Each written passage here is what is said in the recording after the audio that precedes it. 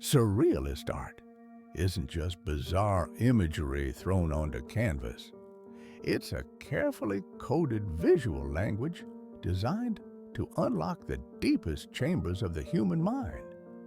Salvador Dalí, Max Ernst, and Pablo Picasso mastered this cryptic vocabulary, transforming personal obsessions, Freudian theories, and unconscious desires into paintings that continued to mystify viewers nearly a century later. Salvador Dali's melting clocks in The Persistence of Memory have become the most iconic symbol of surrealism itself, but their meaning runs far deeper than most realize. Inspired by watching camembert cheese melt on a hot day, these drooping timepieces represent the fluidity and irrelevance of time in the unconscious mind. Dalí believed time devoured itself while consuming everything in its path, a metaphor for his profound fear of death and mortality. His elephants on impossibly thin, spindly legs carry obelisks across barren landscapes, symbolizing the contrast between strength and fragility, the burden of memory, and the relentless march of time distorting our experiences. Even his recurring ants represent death, decay, and overwhelming sexual desire, Freudian symbols pulled directly from his subconscious and rendered with meticulous, almost photographic precision. Max Ernst pioneered revolutionary techniques to bypass conscious thought entirely. His frottage method, rubbing pencil over textured surfaces like wooden floorboards, allowed random patterns to emerge, which he then developed into complete compositions. This wasn't mere artistic experimentation. It was a deliberate attempt to let the unconscious mind speak without interference from reason. Ernst's obsession with birds stemmed from a traumatic childhood experience when his pet parrot died at the exact moment his sister was born, forever linking avian imagery in his mind with death, sexuality, and transformation.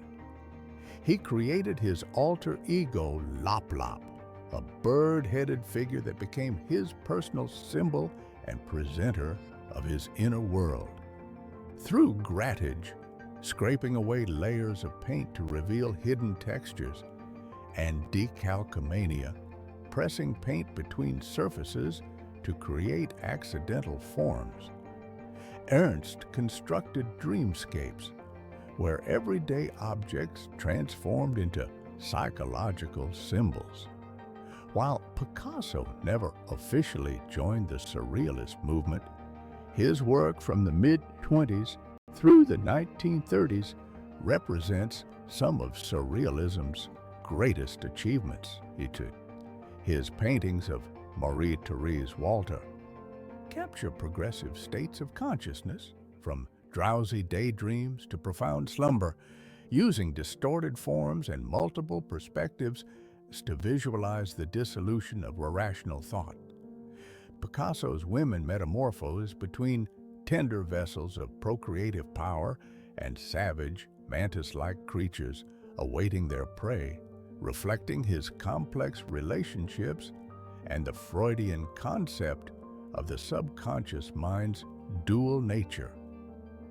His use of mythological imagery, particularly the Minotaur, allowed him to explore themes of violence, sexuality, and the beast within civilized man. All three artists drew heavily from Sigmund Freud's theories of dream interpretation and the unconscious mind. They believed that by accessing the subconscious through automatic techniques, dream imagery, and symbolic representation, they could reveal profound truths about human existence that rational thought suppressed.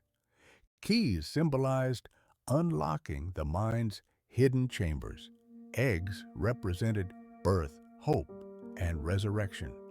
Grasshoppers embodied personal fears. Every element carried multiple layers of meaning: personal, universal, psychological, and artistic. Understanding this visual vocabulary transforms viewing surrealist art from passive observation into active decoding. These paintings are windows into the artist's psyches, invitations to explore the strange territories where consciousness dissolves and the unconscious mind reigns supreme.